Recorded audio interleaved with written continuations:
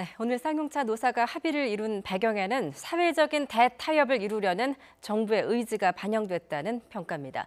특히 정부 대리인으로 중재에 나선 경제사회노동위원회도 사회적인 합의를 이끌어내는 데 제 역할을 했습니다. 정유진 기자입니다. 저는 이 자리에서 10년 동안 가정을 지켜주신 가족들에게 정부를 대신해서 감사의 말씀드리겠습니다. 쌍용차 노사합의 기자회견에서 눈물을 보인 경제사회노동위원장. 9년 동안 얽혔던 매듭이 풀린 배경에는 쌍용차 노사의 노력과 함께 사회적 대타협을 이뤄내려는 정부 의지가 작용했다는 평가가 나옵니다.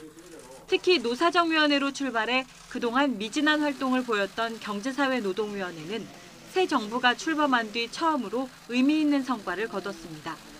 노동 친화적인 정권이라는 평가를 받으며 출범한 이번 정부. 하지만 지난 6월에도 처지를 비관한 쌍용차 해고자가 극단적인 선택을 했고 장기화한 쌍용차 사태는 사회적 갈등의 상징으로 주목받으며 회사와 정부의 부담이 커지는 상황이었습니다. 이에 따라 지난 7월 인도를 방문한 문재인 대통령이 쌍용차 대주주에게 사태 해결을 요청했고 경제사회노동위원회가 정부 대리인으로 중재에 나선 것입니다. 특히 적자를 거듭하며 해직자 문제 해결에 난색을 보이던 사측이 움직인 데는 지원을 약속한 정부 역할이 결정적이었습니다. 저희가 생존하기 위해서는 새 차를 개발해야 되고 자금을 계속 투입을 해야 되기 때문에 이런 자금 조달이라든가 이런 측면에서도 우리 경제사회노동위원회가 좀 중심이 돼서 좀 적극적으로 뒷받침을 해주시면.